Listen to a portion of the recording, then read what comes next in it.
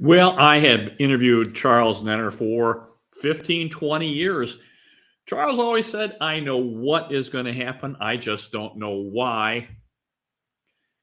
Now, I have my own timing model for housing. It's based on an 18-year cycle. And my cycle is telling me that we have problems coming. We got big problems coming. And it says that the cycle is completing. Now, I don't know why. I just know what is going to happen. So let's just talk about what's going to happen. I think we have a credit event. I think that might be one of the whys to this. Liquidity is certainly part of that.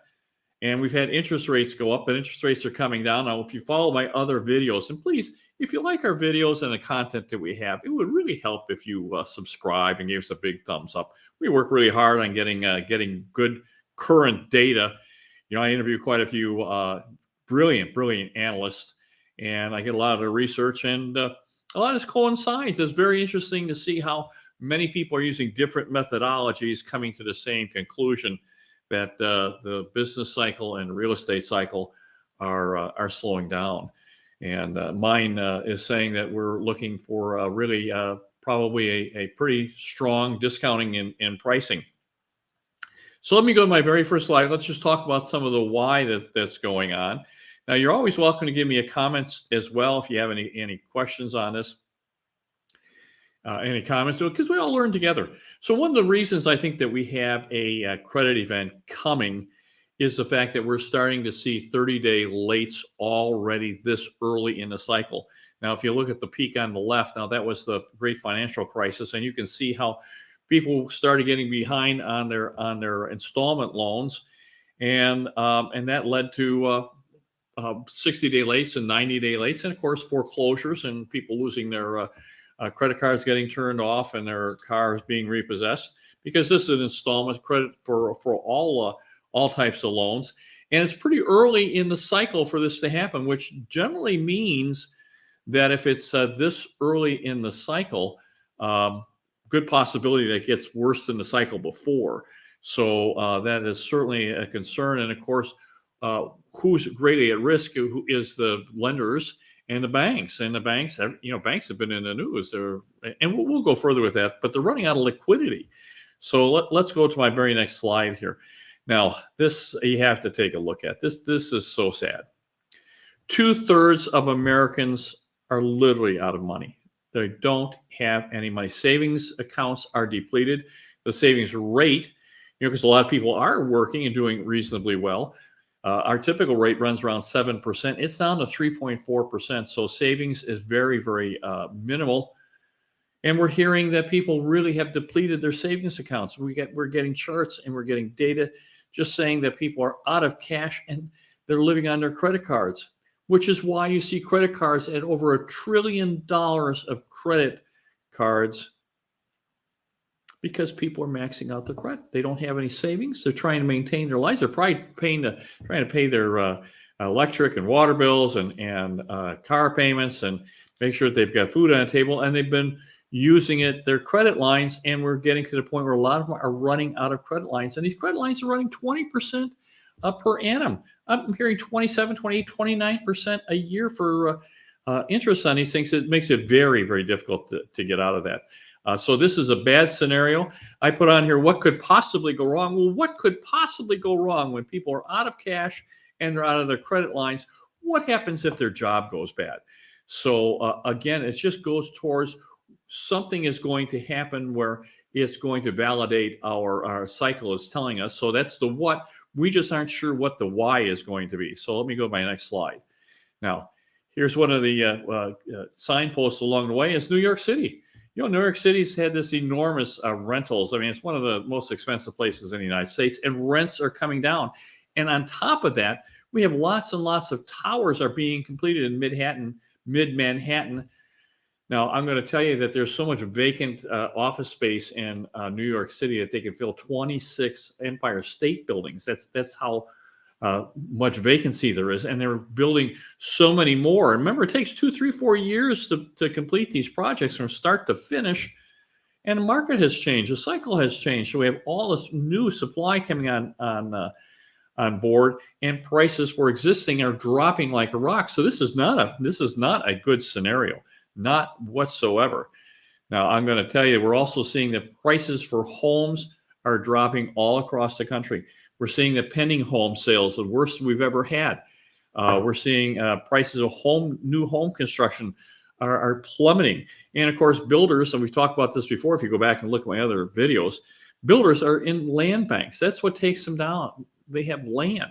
Land's an alligator. It's out on short-term notes. This is where they develop.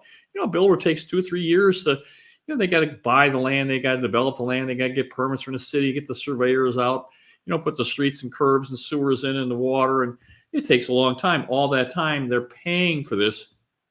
And of course, now when the economy starts to slow down, they've got these, finished lots. They've got the land that they own, and they want to get out of it. That's why they're selling as much as they possibly can. They're giving away, they're buying interest rates down. They're giving us in the real estate business more commission to bring clients in. They're giving washers and dryers and refrigerators away, window treatments. They're doing front and back landscaping, whatever it takes to sell the property. And we're seeing their prices come down on top of that. So their profit margins are just nominal. So along with existing homes, new homes are also dropping as well. So that's another signpost. I want you to look closely at this. I want you to look really close at this, because this comes from John Wake here in Phoenix, Arizona. He's done an absolutely astounding job of putting together data from going way back, to early 2000s. And this chart is looking at the great financial crisis. So I was here. Phoenix was the poster child for bad business.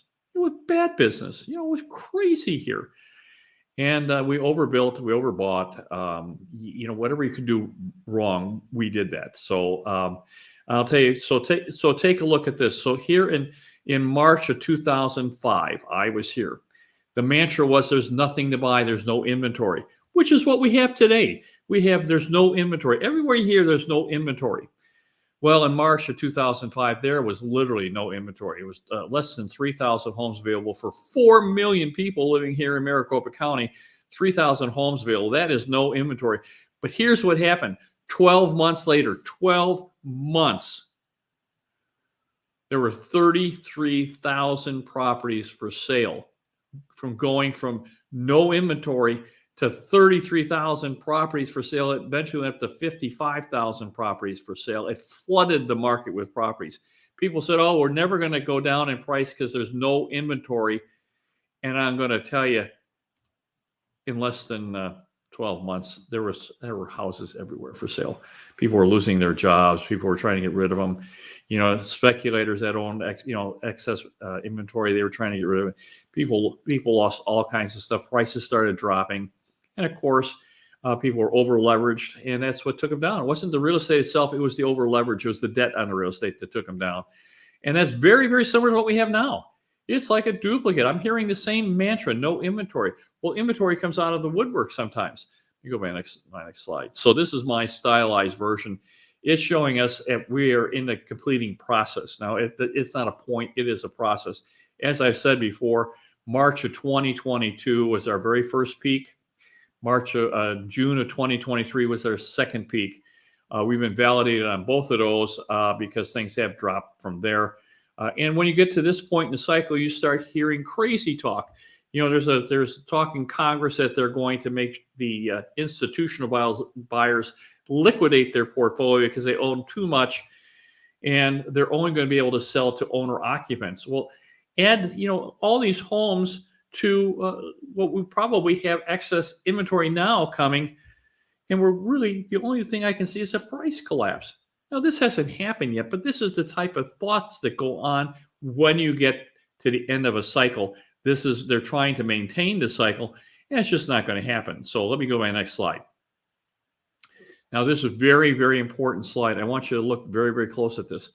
Now, I'm going to tell you there are always two peaks in an 18-year cycle. The first peak is the most important because that's where the momentum's at. That's where everybody's buying and selling. They're so excited. They can't wait to buy a property. They're overbidding each other. They're paying $40,000, $50,000, $60,000 more than what the house is worth. They're doing everything. They're bragging at the cocktail parties how much money they've made. That is peak number one. That is the most important. And this peak is peak number 1. You can see it to the left, and peak number 2 is just prior to the slide. You can see this in the 1969 data for the Federal Reserve electronic data. Let me go to today. Now, if you look at today, you can see peak number 1 and you can see peak number 2. Very, very closely. Now, at peak number 2 came in June of 2023. That's second quarter of 2023. What if it came in like 3 weeks later and came in July of 2023? That would have been third quarter. So I'm going to call it close enough. So between second quarter of 1969 and second quarter of 2023 is 54 years. And I'm going to tell you that 54 years in 3 cycles is 18 years, and it's perfect for an 18-year cycle. Now, I've heard people say that it's 18 years. I've heard 18.3, 18.5, 18.6, but it's somewhere in there. A lot has to do with where you start them, because there's different charting. Are you using the median home prices, using the average home price? Do you have 1 month that we had a whole bunch of expensive homes get sold? So your data can get skewed just a little bit. So there is a little bit of leeway on this, and that's why I think that we're still fine. And so we have some cycles that go 16 and a half years, sometimes 19 and a half years, but they're all right around 18 years. And so the longer, when you take it over a longer period of time, it smooths the cycle out. And you can see that here in Phoenix, at least, we're looking at a pretty regular 18-year cycle. And I'm going to tell you that even if it comes in a little bit later, if it goes into like 18.3 years, we're talking about maybe the second quarter of 2024. So it still has another 5 or 6 months to run. So I feel pretty good about this. So I think that the cycle is again confirming itself. So let me go to my next slide. Let's just talk about that. Now, I'm going to tell you, there's one of the whys that we've been trying to put together. I think there is a liquidity cycle I have not been following. It would be really interesting if someone did the work for a liquidity cycle on this. But the liquidity cycle and the housing price cycle coincided. So the peak was March of 2022. So liquidity peaked the same time housing prices peaked, and it's been down ever since. Now, we did get a second pop, peak number 2. If you look at this, there's a peak number 2 on the liquidity cycle as well. Now, the why for the peak number 2 on liquidity was the fact that week was the week that Credit Suisse went bad, Silicon Valley went bad, we had Republic Bank go bad, and Signature. So 4 banks, and this is why I think we have a banking crisis coming. 4 banks went bad. And the policy response for central banks around the globe is to flood the economy with money. And in 1 week, the Federal Reserve put out $395 billion. And you can see that red arrow there. That's where they peaked. That was the second peak, by the way. And it came in 1 week. And you've been hearing this conversation in the talking heads on the media that everybody's been saying the recession should come in, and it's been delayed. Well, that's why it got delayed. They pumped in $395 billion. And again, liquidity came down. The economy started to slow down. And September, October were pretty rough months. So you'll never guess what happened. The Federal Reserve, in their wisdom, put another $60 billion into the economy in September, October timeframe. And you had a wonderful November. We had the stock market pop. Bonds are up again, and the stock market's down. They've been just saying, we're getting a soft landing. But no, that was because the Federal Reserve put in liquidity. And here's the crux. The first week of December, they already took $60 billion out. So all that liquidity has been drained once again. I think it's heading us towards more problems, which is on our charts. It just tells us that because we're seeing liquidity is negative. We're seeing that ODL deposits are negative, so other deposits and liabilities. I don't think they've ever gone negative before in like 70 years. And we have liquidity negative. I don't think we've ever had liquidity go negative before. So lots of problems.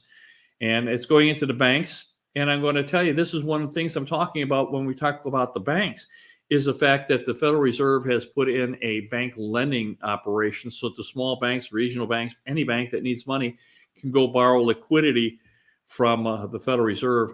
And they've just taken advantage of that. They've been borrowing and borrowing up to $114 billion in cash.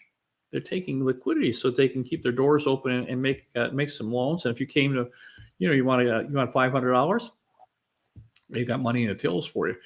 But that means they don't have any money. Do you get that? They don't have any money of their own, which means that if this is eventually going to stop, and it's going to affect the small and regional banks, and we could very, very easily have a credit crisis. So any kind of credit crisis, put all these together, and it doesn't look good. So let me go to my next one for you, and let's talk about that.